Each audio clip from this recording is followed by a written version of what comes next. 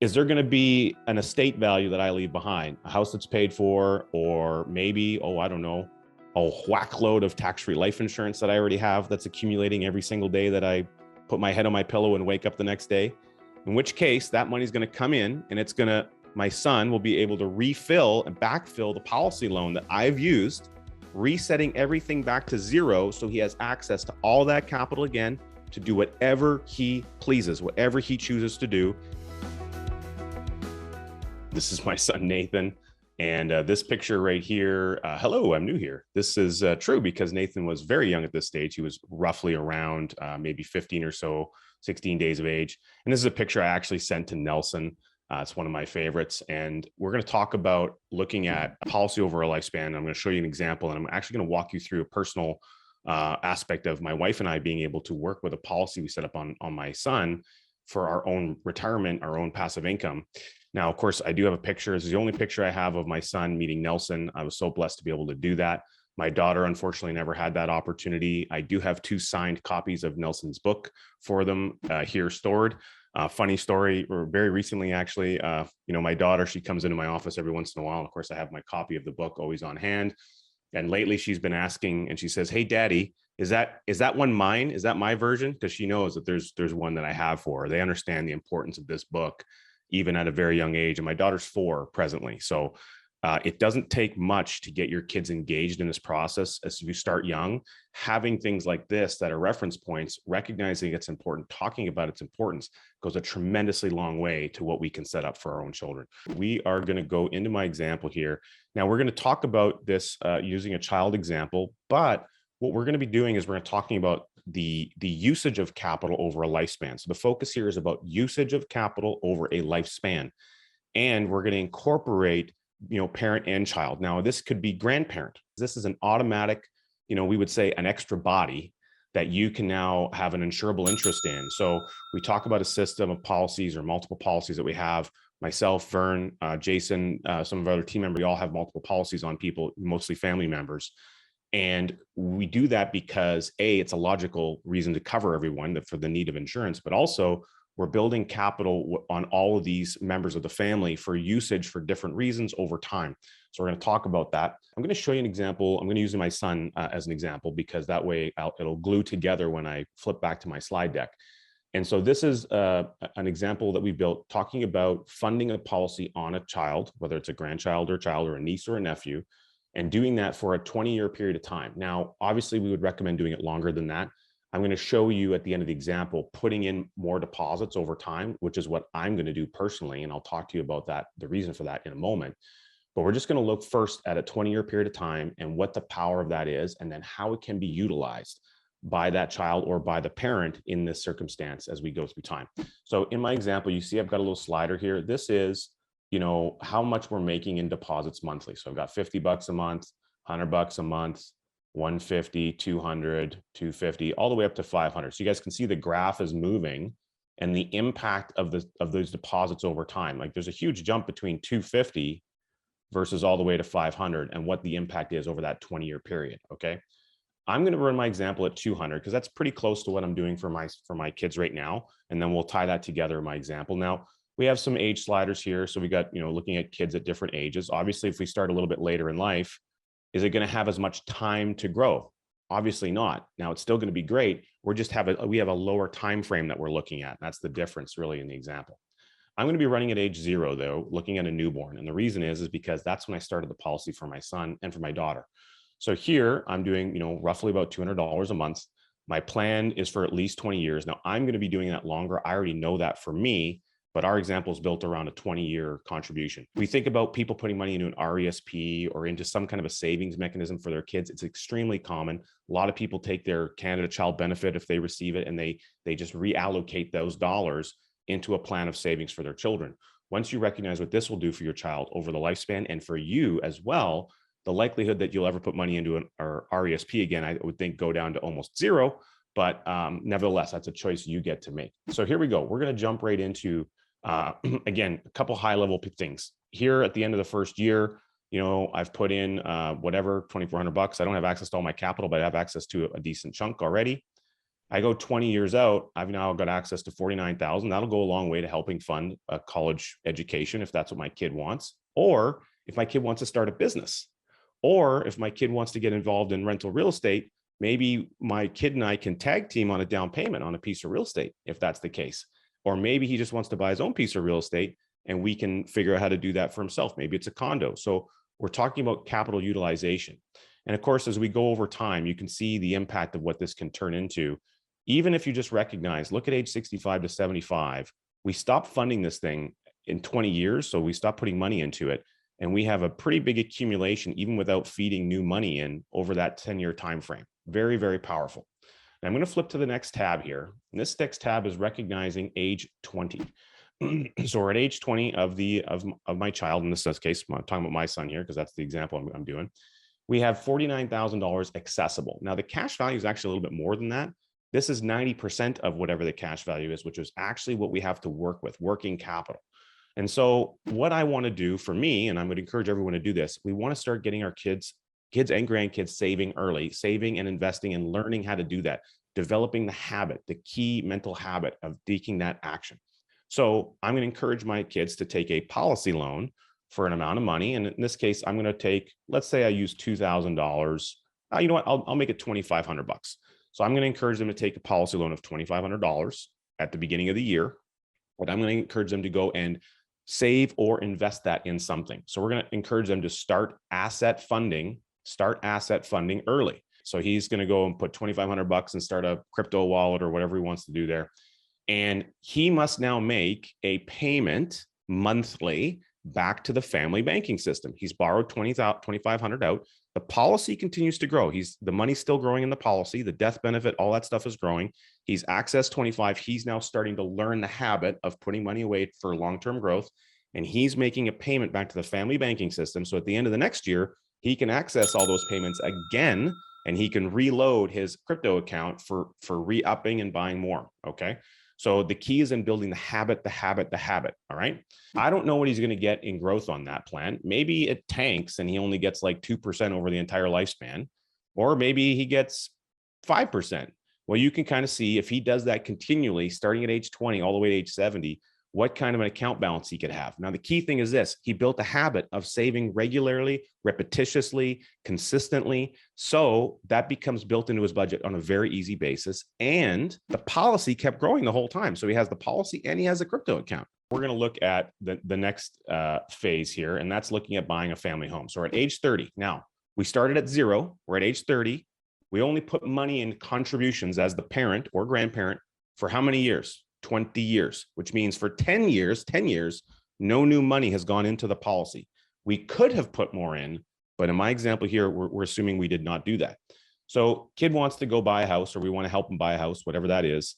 Now, let's say you wanted to put 25% down on the home.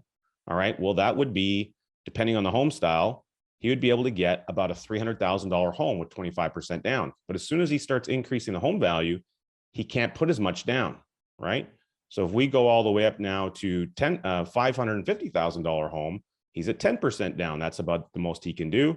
Of course, we keep cruising this up as the home values, again, where you live, what they like, what they change. We don't know what that's going to be. But in this case, age 30, we've got $77,000 to work with. We could still put technically a 5% down on $1 million home. That might not be enough to get us there, but it's a pretty good start compared to where a lot of other kids are at age 30, especially in an increasing house market. So again, we have access to capital. Now, maybe he doesn't want a home. Maybe he wants to increase his crypto account because he's got really good at it. Maybe he wants to go and start a business, launch a podcast. I have no earthly idea what he's going to want to do, but he'll have access and capacity. The thing is, who does he have to come and ask? Who does he have to come and ask to get access to that $77,000? The policy owner. In this case, that's me. And if something happens to me and I'm no longer here, the policy owner becomes my wife. My wife takes over and she'll become the person looking after the family banking system until such a time as she wants to hand it over, or I want to hand it over to my son, or we're both gone and then it naturally transitions to my son. So he'll be in control at that point. I personally for me, you guys get to make up your own mind, your own decisions. I want to maintain control over that because I want to make sure my kids are proven that they can demonstrate the right habits to be a good steward of the family banking system.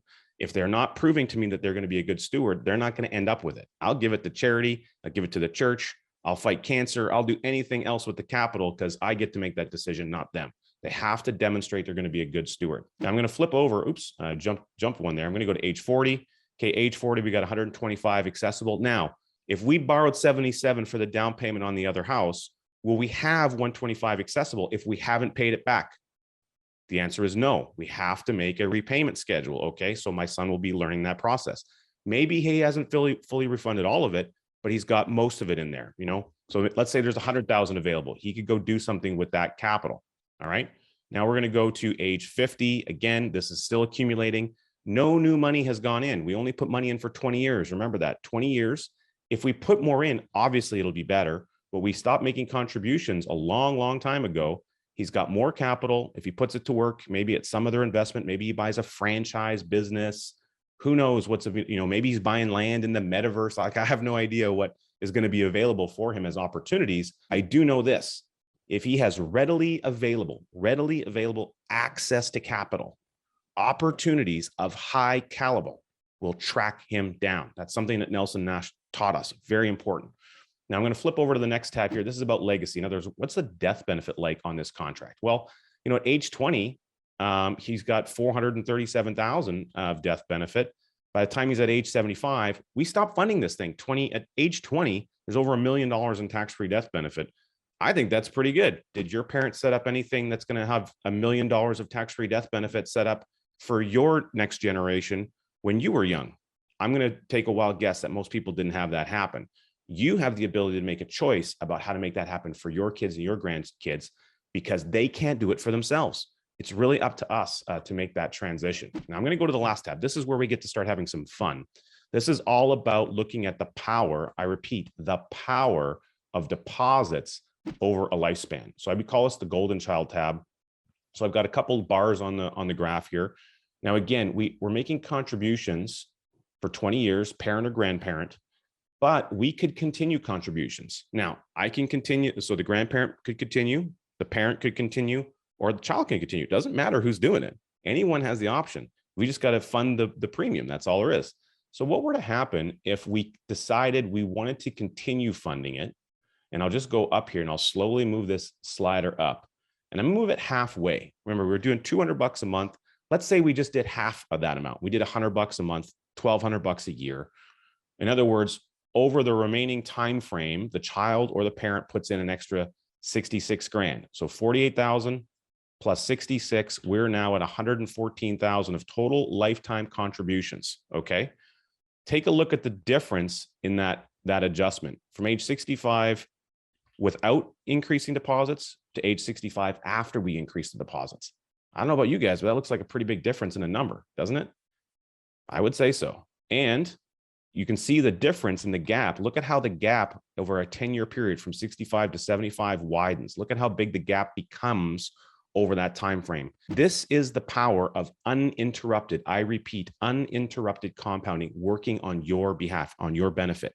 The only way you can have that happen is if you have a machine, a tool that allows your money to continue growing on an uninterrupted basis. Here's what I'm going to do. Let's assume if it looks that good, we would probably look pretty good if we just took it all the way up to 200 and kept that going. Me as the parent, that's my plan. That's what I'm going to do. And I'm going to be trying to teach my son to do the same thing. So now we've got a lifetime contributions of 180,000, if you guys can see that.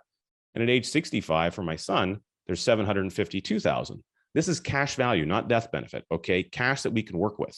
So you see where we've got the grandparent, this was our original 20-year period in the dark green. Now the yellow bar is because we kept funding it, and there's a big difference here. It starts to get wider and wider as we go. I want to walk you through a thinking process. Go this point here and this point here. So I need to get those numbers on the screen. Okay, so this is 156 and 113. So 113 and 156.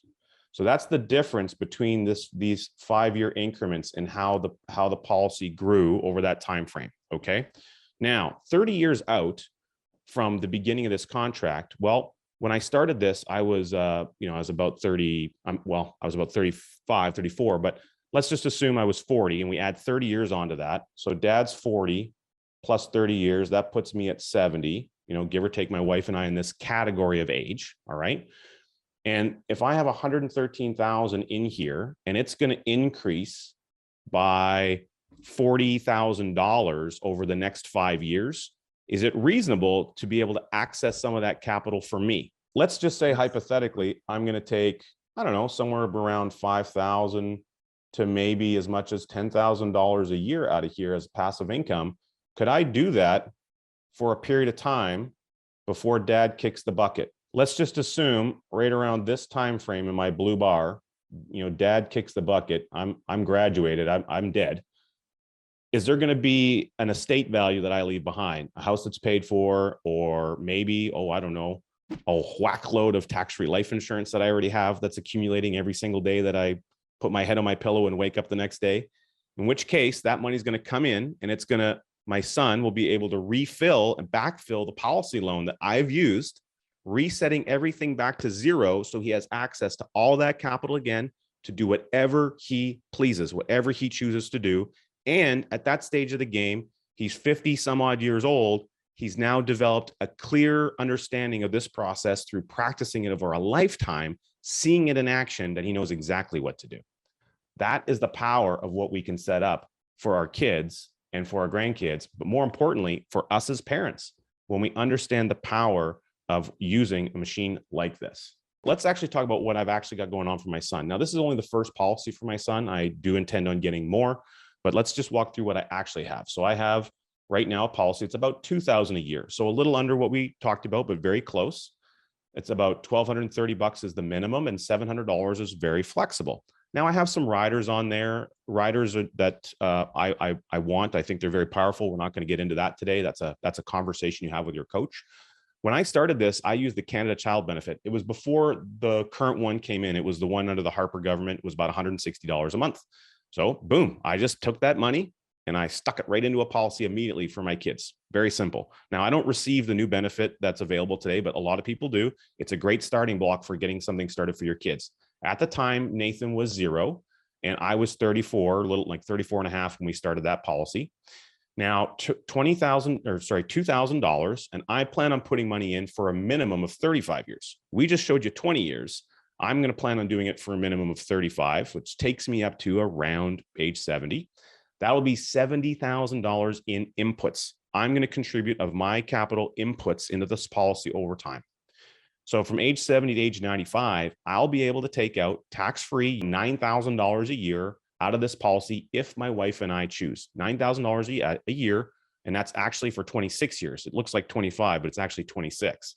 So that's pretty cool, like that situation. So let's do the math on that. 9,000 for 26. That works out to $234,000 of passive income that I got to work with and use while I was alive. I put in the 70. I got to pull out 234. But we forgot something. What about Nora? We got little Nora. When Nora came along and joined our life, roughly 19 months later, we had to make sure we got a policy on Nora, didn't we? Of course. So here's little Nora. This was little Nora at 16 days of age. And there's a paper clip back here you guys can just barely see under the book. Guess what? That's her application going into the life company. Here's Nora and Nathan learning about podcasting, of course, joining me in the studio. They always love to come and hang out in the studio. So I basically have the same policy for her. It's this pretty much identical. There's very little difference to it. The only difference is it's 2 years later in time. Only difference, okay?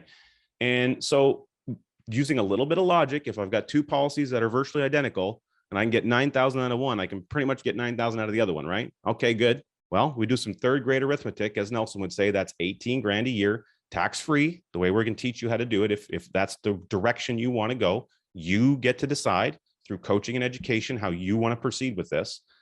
I do that for 26 years. That works out to $468,000 output in my hands. I put in 70 and 70, which is $140,000. And I got to use, my wife and I, 468. Dad's gone. Kids can still use it. Let's take a look. Let's go one step deeper. Here we go. Here's year 35, my son year 35, which works out to me being 70 at that time, 35 years later, for 26 years. Now I ran this at a 5% interest rate. Today, you'd get a far better rate than that, but I used a more conservative number. Over here, you guys see yearly premium deposit of $2,000. Okay, it was 2001. I hope you guys are okay with that. I like to round things off to keep it simple. You can see cash value. You see that cash value growing and growing. I don't have access to every dollar I've put in, but I'm getting pretty close by the 6th year. Now let's take a look at passive income time. Here's age 70 for me. And over here, we're going to start looking at a bank loan. I'm going to bring this all up. Now I put a break in here because I wanted everything just on one page. I just want to keep it simple. Where did we start and where did we end? So here's the first year of taking an income, and I'm doing that for 26 full years. So just imagine in your brain that this blue line in the middle is just a continuous sheet of paper. All right. Age 70, here's age 95 down here. And you can see we've got this bank loan column. Now there's $9,096. I told you guys $9,000. Is it okay if I take 91? You can see the bank loan balance is growing and growing and growing. In this case, I'm not putting any money back on the policy loan. Could I do that? Say yes. But in my situation, I'm using a passive income. I'm going to refill that loan, or at least I'm going to leave instructions for that loan to be refilled when I'm dead. In other words, there is a plan in place to repay that policy loan with certain proceeds. Each child is funding the policy at this point. So I funded it for the 35 years. Now I say, okay, Nathan, dude, you've been doing this for a while. You're 36. You better get, it's your turn, man. You got to send me, $2,000 a year to pay your premium. I'm paying the premium. You're going to give me the money to pay the premium because I still own it. All right. Now take a look at what happens way out here at age 61 of my son. I'm 95.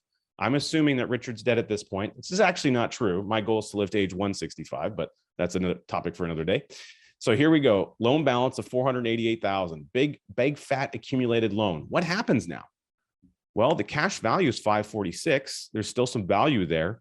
If I die and my tax-free death benefit comes in, Nathan pays that policy loan off and resets it to zero. By the time he's 65, isn't there 665 grand of capital available for him for any opportunity that he wants in life?